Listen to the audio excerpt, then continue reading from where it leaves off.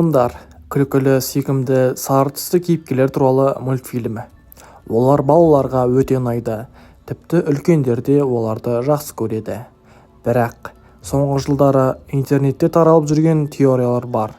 Миньондар шынайы өмірде болған, олар мультфильм емес, бір қорқынышты оқиғадан шабыт алып жасалған деген. Бұл жай ғана теория ма, әлде расымен жасалған бір шындық бар ма? Сәлем достар, сіздермен бірге Сұлтан арнасы ең бірінші арнаға жазылып лайк басып кетіңіз. Және 5 миллионге ұтып алған адам осы адам. Достар, онда көп ұзамай бастайық.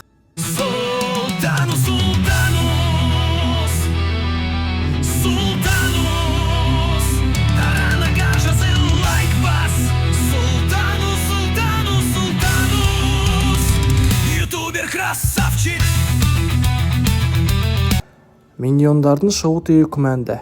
Ресми түрде Миньондар 2010 жылы шыққан Жексұрын мен мультфильмі арқылы танымал болды. Бірақ кейбір деректерге сүйенсек, бұл кейіпкерлердің образы бұдан бұрын 1940-1950 жылдары пайда болған дейді. Бұл қайдан шыққан? Миньондар нацистік эксперимент құрбандары ма? Интернеттегі ең танымал теориялардың бірі Миньондар екінші дүниежүзілік соғыс кезінде Германияда жүргізілген адам тәжірибелерінен алынған деген болжам бар. Теорияға сәйкес 1940 жылдары фашистік Германия бойы аласа, шашсыз, көзілдірік киген балаларды арнайы камераларда тәжірибе ретінде қолданған. Оларға улы газдар, психологиялық қысым, эксперименттік дәрілер қолданып, генетикалық мутацияға ұшыраған. Тіпті кейбір құжаттарда осындай лабораториялық қызметкерлер бейнеленген суреттер бар екені делінеді.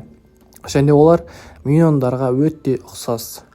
Бұл құжаттар нақты расталмаған, бірақ миньондар тілі жай күлкілі ме, әлде код ба? Миньондар сөйлейтін тіл минонс деп аталады. Көпшілік оны жай күлкілі, мағынасыз дыбыстар деп ойлайды. Бірақ сарапшылар бұл ескі фотолардағы миньондарға ұқсайтын адамдар. Интернетте тараған ескі суреттерде әсіресе 1930-1940 жылдардағы әскери лагерлерде миньондарға қатты ұқсайтын формадағы көзілдірік киген аласа бойлы адамдар бар. Бұл суреттердің көбі шын, бірақ нақты кім екені беймәлім. Сол суреттерге қарап, кейбір адамдар осылардан шабытылған демек рас болған деп сенеді. Миньондардың тәртібі зомби тәрізді. Мультфильмде миньондар ойланбайды, тек бұйрық орындайды, өз еркі жоқ. Олар бір зұлым басшыға қызмет етеді.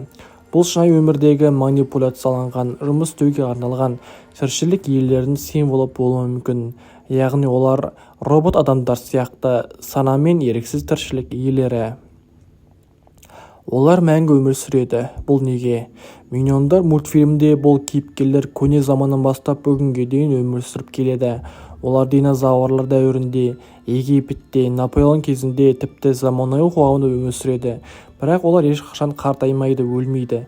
Бұл кәдімгі тыржан емес, бір символ немесе эксперимент нышаны екені көрсетеді. Миньондар балаларға әсер ете ме? Шын мәнінде миньондардың күлкілі образы өте терең философияны, қоғамдағы топастықта бұйрыққа еріп кетуді, жеке пікірсіз болуды көрсетеді. Олар заманның иелеріне бағынышты тірі символы. Мультфильм әзіл арқылы шындыққа жасырып отырған жоқ па?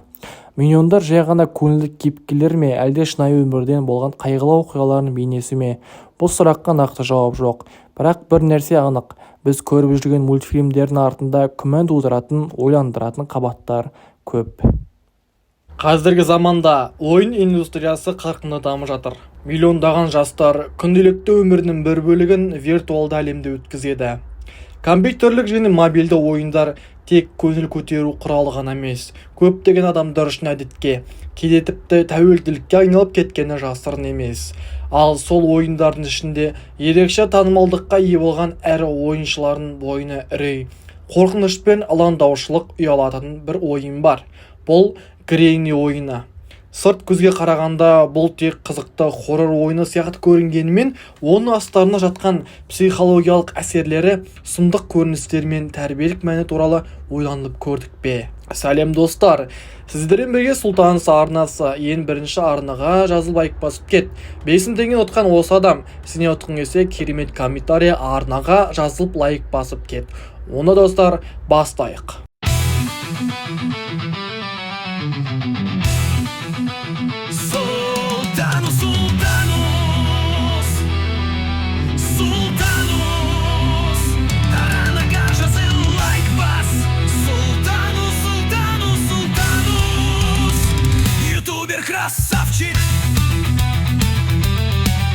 Гренни бұл квест жанрындағы қорқынышты ойын.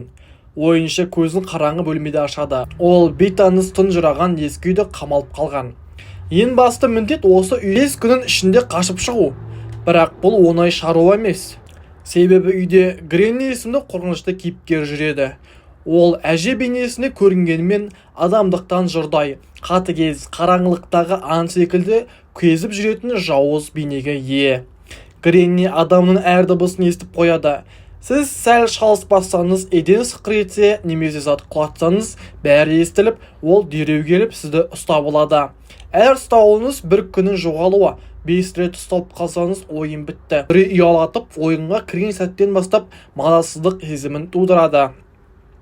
Бірақ ойынның ең басы сұмдығы визуал мен атмосферада емес, ол психологиялық қысым.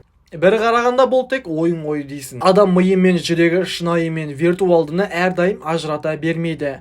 Үнемі үрейде болуы, кенет шыққан дыбыстан сергіде қалуы, қараңғылық ішінде қорқып жүгіруі, мұның бәрі адам психикасына нақты әсер етеді. Әсіресе жасөспірімдер үшін бұл ойын шынайы үрейдің мектебін айналады. Қорқыныш адамның ең терең түйсіктерінің бірі. Оны тудыру оңай, бірақ оны басу қиын. Гренни ойыны сол қорқынышты әдейі тудырып, ойыншыны күн сайын соған үйретеді. Бұл неге қауіпті? Себебі адам бір нәрсеге неғұрлым көп дағдыланса, соны қалыптап қабылдай бастайды. Қан мен зұлымдықты, жалғыздықпен күйзелісті ойын формасында көре-көре, адам оларды шынайы өмірде жеңіл қабылдайтын болады. Бұл аса қауіпті тенденция. Ойынның басқа бір елеусіз тұсы жалғыздық пен тұйықтықты насихаттауы. Бұл жерде достар жоқ, көмек жоқ, тек сен және сенің қорқынышың. Осы ортада адам біртіндеп ішкі дүниесіне шомады. Кейде өзінің шынайы сезімдеріне қарсы шыға бастайды. Бұл ойында позитивті кейіпкер жоқ, жарық жоқ, үмітте жоқ. Бар болғаны қашу және тірі қалу. Ал бұл өмірге деген көзқарасты да өзгертеді. Ойын тек көңіл көтеру емес, адамның ішкі дүниесіне олап, оны қоғамнан алыстатып жіберуі мүмкін. Сондай-ақ ойынның көрінетін тағы бір жағымыз көрініс зорлық-зомбылыққа үйрену. Греннидің қолындағы балта, қан аузы қисайған, көзі алайған бейнесі, мұның бәрі адамның миына тұрақты түрде қалып қояды. Бұл тек визуал емес, бұл бейсаналық деңгейде қалыптасатын эмоциялық образ. Зорлыққа үйреніп кету жас ұрпақ үшін аса қауіпті. Бүгінде адамдардың бір-біріне мейірімді азайып бара жатса, оның бір себебі осындай ойындар арқылы адамның ішкі сезімдері жойылып бара жатқандығында. Одан бөлек бұл ойын уақыт ұрлайды. Ойыншы бұл үрей мен қорқыныштан қашу үшін қайта-қайта кіріп, басқа жол іздейді. Сөйтіп сағаттап отырады. Түнде ұйықтамайды, оқымайды. Уақыт өте келе ойынға тәуелділік пайда болады. Кәдімгі ескі сияқты тастай алмайсың. Бұл виртуалды әлемнің шын өмірден күшті болып кетуін айғаға. Бірақ бәрі тек теріс жақтары тұрмайды. Ойынның оң әсерлері жоқ емес. Мысалы, логикалық ойлау, шапшаң шешім қабылдау, әрекетті жоспарлау қабілетін дамытуы мүмкін. Кейбір ойыншылар бұл ойынды миға жаттығу деп сипаттайды.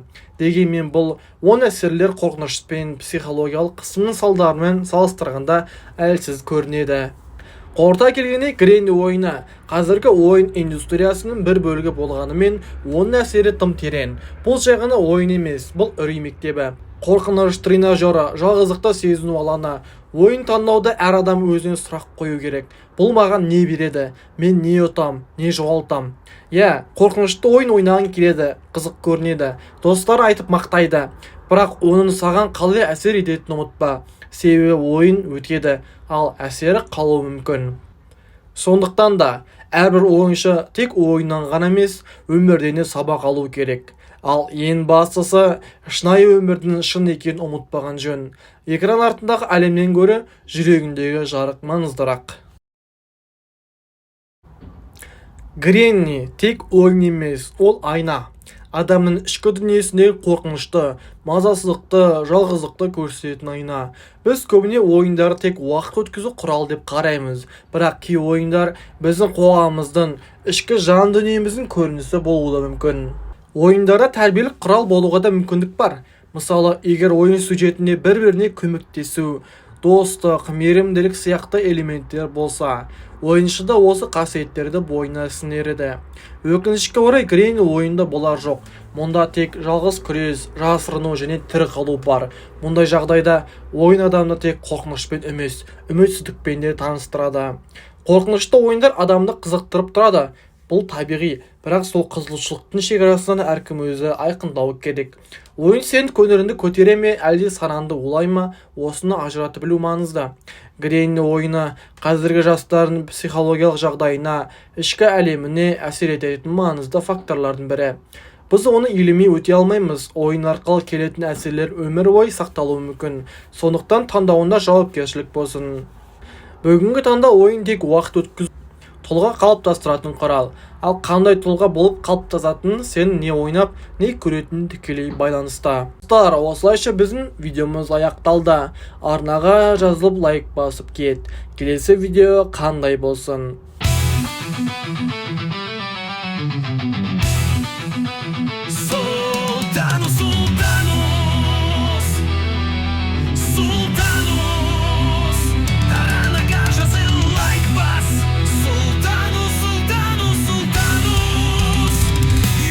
Красавчик!